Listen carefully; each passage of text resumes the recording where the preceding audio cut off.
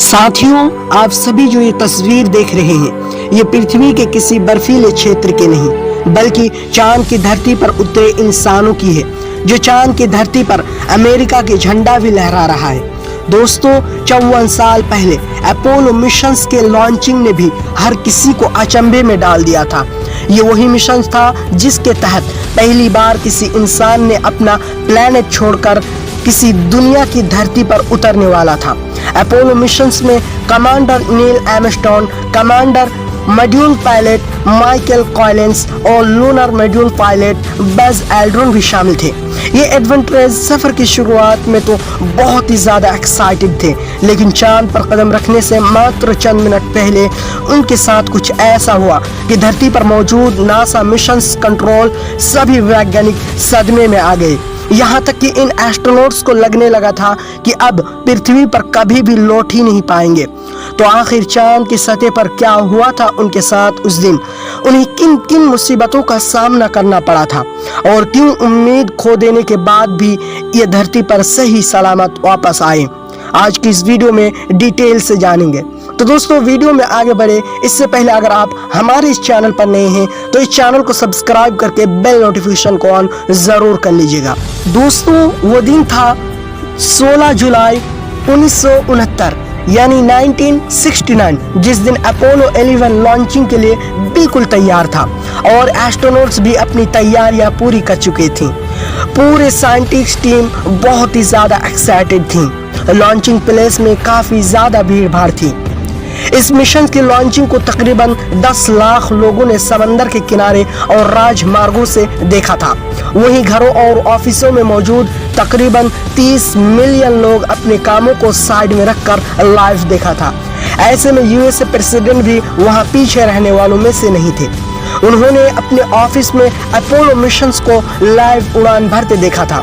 कई साल की मेहनत और रिसर्च के बाद नासा ने वो कर दिखाया था जिसके बारे में हम अपने बचपन की कहानियों में सुना करते थे। ये मिशन सुबह 9:32 पर लॉन्च किया गया था, जो पृथ्वी के कक्षा में सिर्फ 12 मिनट में ही इंटर कर गया था। इसके बाद पृथ्वी के परिक्रमा करते रहे।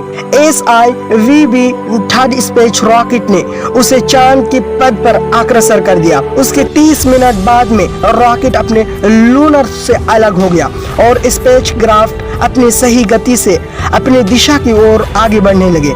फिर आया 20 जुलाई का दिन, जब मुख्यान कोलंबिया से लूनर मॉड्यूल अलग हो गया।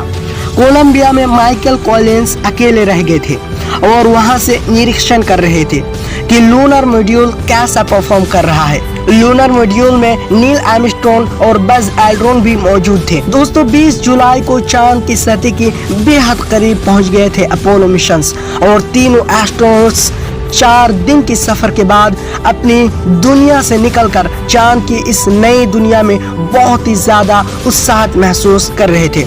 जब सबको लग रहा था कि सब कुछ प्लान के मुताबिक हो रहा है, तभी तीनों एस्ट्रोनॉट्स को पता चला कि ईगल निर्धारित समय से 4 सेकंड आगे चल रहा है। हमारे लिए ये 4 सेकंड के समय भले ही कोई खास महत्व नहीं रखता हो, लेकिन अंतरिक्ष में हजारों किलोमीटर की स्पीड से चलने वाले यान के लिए बहुत ही ज्यादा घातक साबित हो सकता है और उसे अपने लक्ष्य से हजारों किलोमीटर दूर पहुंचा सकता है। ये ऐसी सिचुएशन थी कि दोनों एस्ट्रोनॉट्स के पसीने छूटने लगे थे। अभी नील आर्मस्ट्रॉन्ग की नजर बाहर गई। उन्होंने देखा कि ऑटो पायलट कंप्यूटर एक बहुत बड़े गड्ढे के पास यान की लैंड करवाने जा रहा है। उसके बाद उन्होंने तेजी दिखाई और यान के कंट्रोल को अपने हाथ में ले लिया। फिर उन्होंने ऐसी जगह पर लैंड करवाने की कोशिश की जहां पर बिना नुकसान के अपोलो मिशंस को लैंड करवाई जा सके। आखिरकार काफी मुश्किलों के बाद चांद पर कदम रखने का समय आ ही गया और 20 जुलाई के दिन 20:17 STI पर ईगल की सही सलामत चांद की सतह पर लैंडिंग हुई। उसके बाद लैंडिंग की सूचना नील आर्मस्ट्रॉन्ग ने कोलंबिया में मौजूद माइकल कॉलिंस को दी। अपोलो यान के चांद पर लैंडिंग के 6 घंटे बाद यानी 21 जुलाई को नील आर्मस्ट्रॉन्ग ने चंद्रमा की सतह पर अपना पहला कदम रखा, जिसकी तस्वीर शेयर कर उन्होंने कहा कि इंसान का ये एक छोटा सा कदम है, लेकिन इंसानियत के लिए एक बहुत बड़ा छलांग है। उसके बाद दोनों एस्ट्रोनॉट्स ने चांद की सतह पर अलग अलग एंगल से तस्वीरें ली। वहां से थोड़ा मिट्टी, थोड़ी पत्थर और सतह को खोदकर वहां से नमूने लिए ताकि पृथ्वी पर इन सभी चीजों की जांच हो सके और चांद से जुड़े उन सभी रहस्यों से पर्दा उठ सके जो अभी तक किसी को भी पता नहीं। नील आर्मस्ट्रॉन्ग अपनी ईगल की भी तस्वीरें खींची ताकि इनकी लैंडिंग की जांच की जा सके। कैमरा से चारों तरफ रिकॉर्डिंग भी की गई। दोनों एस्ट्रोनॉट्स कंगारू की तरह आगे बढ़ते नजर आ रहे थे। चांद पर ग्रेविटी कम होने की वजह से वहां उनका चलना काफी ज्यादा मुश्किल हो रहा था। उछलते और गिरते पड़ते उन्होंने अपने सारे मकसद को पूरा किया और वहां अमेरिका का झंडा भी फहराया और उसे सैल्यूट भी किया और यूएसए प्रेसिडेंट से फोन पर बातें भी की, जिसे पृथ्वी पर मौजूद लोग लाइव देख रहे थे। वो बहुत ही ज्यादा गर्व का मोमेंट था जिससे न सिर्फ नासा और यूएसए के सीने चौड़ा हुए बल्कि इसे पूरी दुनिया के इंसानों द्वारा हासिल की गई एक अचीवमेंट के तौर पर उसे देखा गया। इस लाइव प्रशासन को कम से कम दुनिया के 1 बिलियन लोगों ने देखा था और वो इतने ज्यादा हैरान थे कि उन्हें अभी भी आंखों पर यकीन नहीं आ रहा था। ये मिशन तो सक्सेसफुल हो गए, सबके मन में यही चल रहा था। लेकिन अभी भी इस मिशन की मुसीबतें खत्म नहीं हुई थी।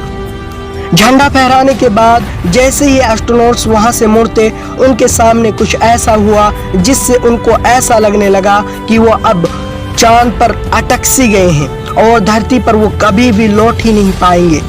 असल में कम ग्रेविटी की वजह से अंतरिक्ष यान के फ्यूल पाइप प्रेशर जरूरत से ज्यादा बढ़ चुका था और फ्यूल कन्वर्ट होकर बर्फ की शक्ल ले रहा था। ये प्रेशर इतना ज्यादा बढ़ चुका था कि अंतरिक्ष यान कभी भी ब्लास्ट हो सकता था और ये ऐसी स्थिति में थी जिससे एस्ट्रोनॉट्स की सांसें रुक सी गईं। लेकिन 2.5 घंटे चांद की सतह पर घूमने के बाद उन्होंने देखा कि अंतरिक्ष यान के पाइप की प्रेशर कम होने लगा और बर्फ पिघलनी शुरू हो गई, जिससे उन्हें सुकून महसूस हुआ। लेकिन उनकी यह खुशी ज्यादा देर तक टिक ना सकी। एक और मुसीबत उनके सामने दस्तक दे चुका था। असल में अंतरिक्ष यान के दाहिनी तरफ एक स्विच टूटकर गिर गया था, जिसकी वजह से वो बहुत ज्यादा परेशान हो गए और उस हिस्से की पावर भी कट हो गई। काफी ढूंढने के बाद एस्ट्रोनॉट्स के हाथ तो स्विच आ चुका था, लेकिन उसे ठीक करना एक बहुत बड़ा चैलेंज था। जैसे तैसे करके उन्होंने तो उसे ठीक किया और पृथ्वी पर लौटने की अपने सफर को शुरू कर दिया। उसके बाद 24 जुलाई के दिन अपोलो यान पृथ्वी पर लौट आया। उनके स्वागत के लिए यूएसए प्रेसिडेंट खुद गए थे और इन एस्ट्रोनॉट्स के सम्मान में पार्टी भी रखी गई थी, जिसमें कई देशों के पावरफुल लोगों को भी इनवाइट किया गया था। तीनों एस्ट्रोनॉट्स ने कई देशों का दौरा भी किया था, जहां से उन्हें और भी ज्यादा सम्मान मिला।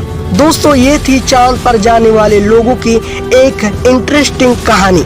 तो दोस्तों, इस वीडियो को एक लाइक जरूर करें और अगर आप इस चैनल पर नए हैं तो इस चैनल को सब्सक्राइब करके बेल नोटिफिकेशन को ऑन जरूर कर लीजिएगा। और अगर आप और ज्यादा नॉलेजेबल वीडियो देखना चाहते हैं तो स्क्रीन पर दिख रहे ये वीडियो आपको देख लेना चाहिए। तो मिलते हैं किसी दूसरे वीडियो में, तब तक के लिए आप अपना और अपनों का ख्याल रखें। जय हिंद, जय भारत।